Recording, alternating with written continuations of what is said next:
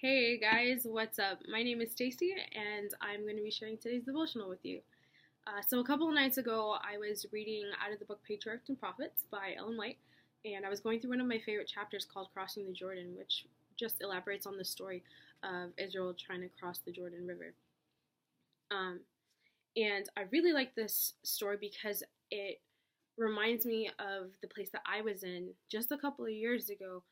Um, where though I had grown up hearing about Jesus, I grew up in church.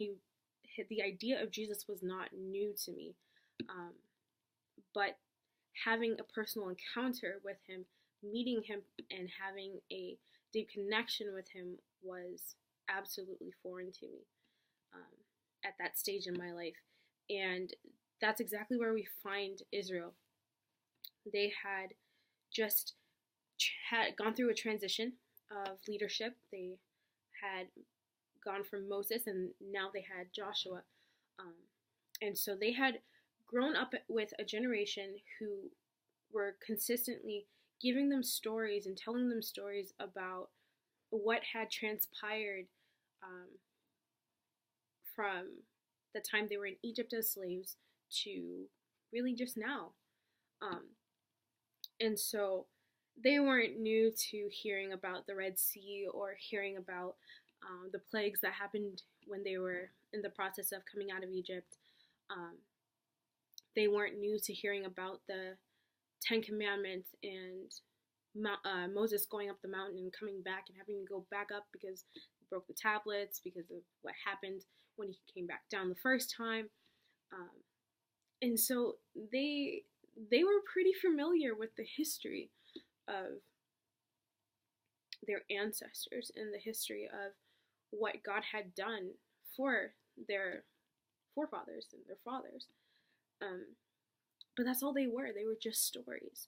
They had never, well, this generation, the newer generation, had never witnessed any of those things.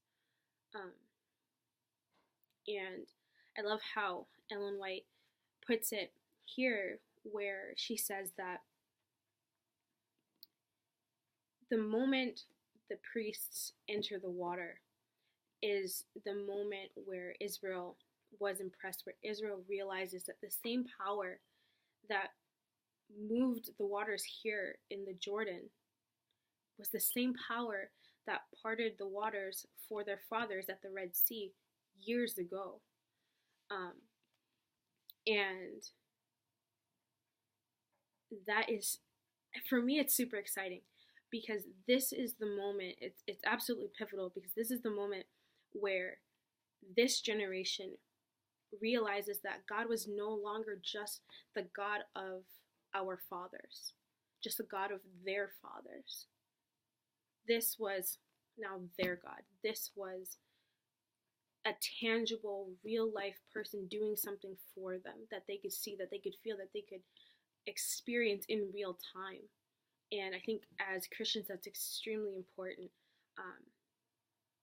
in our faith, in our faith development, um, in just our walk with God, learning and experiencing who He is through personal um, and real life experiences, not just based off of what our pastors tell us, or based off of what our parents tell us, or what our parents believe, or what we hear on YouTube, or um, from our friends. You know, you've got to go to the source. You have to have an experience yourself. And for me, that was a lesson I had to learn personally. It wasn't until a couple of years ago, like I said, that I had an encounter with God at summer camp, actually, as a first-time staff member, where I had a picture of Jesus that was painted for me that made him real, that took the Jesus that I had heard about as a child and turned him into a real human, a real person, a real savior in my life, you know? Um, and it just turned everything around for me, you know?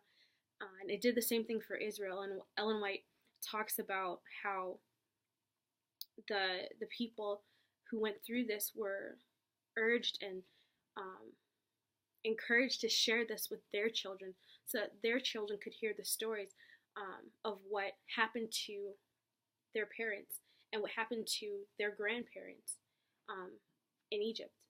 It helps them to get a picture for themselves and understand a little bit who God is. This is what he says he's about. This is what he's done for us. But then when they grow into their faith and they start having experiences with Jesus, they can for themselves say, oh wait, no, he's my God too. He's not just the God of my fathers. And so what I wanted to leave you with is just the idea that the God of our forefathers, the God of our parents, the God of those who came before us is the same God today. And what he did for them then, he'll do it again. He always will. God has no problem doing something more than once to show people who he is and remind them that he will always be there. Jesus, or God, parting the Jordan River for Israel here was super crucial for them because it reminded them that his presence never left them. He was still there, just as he was with Moses and with the generation that came out of Egypt. So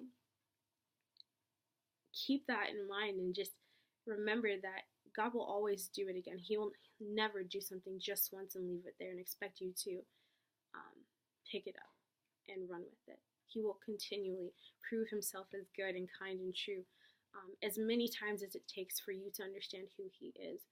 And when he does do that, don't keep it to yourself. Share it. Let other people know who he is and what he's done so that they can also start to form a picture of who he is and then eventually come into their own framework and understand for themselves what he is preparing to do in their lives and already doing in their lives. So I hope it gets to you at some point. I hope that it touches you in some way and that you too will understand just the importance of having a personal interaction and encounter with Jesus. Well, enjoy the rest of your day, and I hope that your week continues to be wonderful. And we will see you next time here in the ICYA devotionals.